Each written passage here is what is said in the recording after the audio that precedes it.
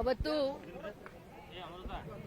Okay okay madam ಪರವಾಗಿಲ್ಲ. ದೇಶದ ಜನರ ಎದುರುಗಡೆ ಸದನದ ಗೌರವವನ್ನ, ಮಾನವೀಯತೆಯ ಇತಿಮಿತಿಯನ್ನ, ನಾಗರಿಕ ಸಮಾಜ ತಲೆ ತಗ್ಗಿಸುವಂತ ಕೆಲಸವನ್ನ ವಿಧಾನ ಪರಿಷತ್ ಸದಸ್ಯರಾದಂಥ ಸಿ.ಟಿ. ರವಿ ಅವರು ಮಾಡಿದ್ದಾರೆ. ಇಡೀ ಮಹಿಳಾ ಕುಲದ ಶಾಪ ನಿಮಗೆ ತಟ್ಟದೆ ಬಿಡೋದಿಲ್ಲ.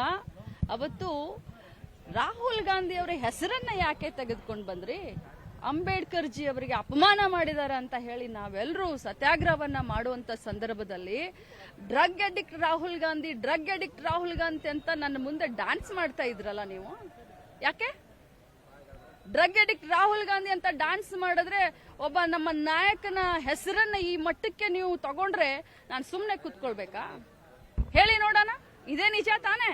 ನೀವು ಡ್ರಗ್ ಅಡಿಕ್ಟ್ ರಾಹುಲ್ ಗಾಂಧಿ ಅಂತ ನೀವು ರವಿಕುಮಾರ್ ಅವ್ರಿಗೆ ಹೇಳ್ತಾ ಇದ್ರಲ್ಲ, ಹೊಳ್ಳಿ ಅದನ್ನೆಲ್ಲ ವಿಡಿಯೋ ಈಗ ಬಿಡುಗಡೆ ಮಾಡ್ತಾ ಇದ್ದೀನಿ. ನೀವು ಹೊಳ್ಳಿ ಹೇಳೋದಕ್ಕೆ ಅದಕ್ಕೆ ಆಕ್ಷೇಪಣೆ ಮಾಡಿದೆ ನಾನು. ನೀವು 3 ಜನರನ್ನ, ಒಬ್ಬ ಮುಗ್ಧ ಜನರನ್ನ ನೀವು ಆಕ್ಸಿಡೆಂಟ್ ಮಾಡಿ ನೀವು ಸಾಯಿಸಿದೀರಾ. ಹಾಗಾದ್ರೆ ನಾನು ನಿಮ್ಗೆ ಕೊಲೆಗಾರ ಅನ್ಲಿ ಅಂದಿದ್ದಕ್ಕೆ ತಾನೇ ನೀವು ಹೊಳ್ಳಿ ನನಗೆ ಆ ಪದವನ್ನ ಬಳಸಿದ್ದು. ನೆನ್ಪಿಲ್ವಾ?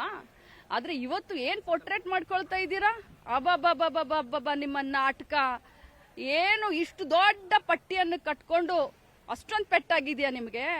ನನಗಾಗಿರೋ ಪೆಟ್ಟು, ನನಗಾಗಿರೋ ಗಾಯ ಯಾವತ್ತೂ ಮಾಸೋದಿಲ್ಲ. ಮಹಿಳೆಯರು ನಿಮ್ಮನ್ನ ಕ್ಷಮಿಸೋದಿಲ್ಲ.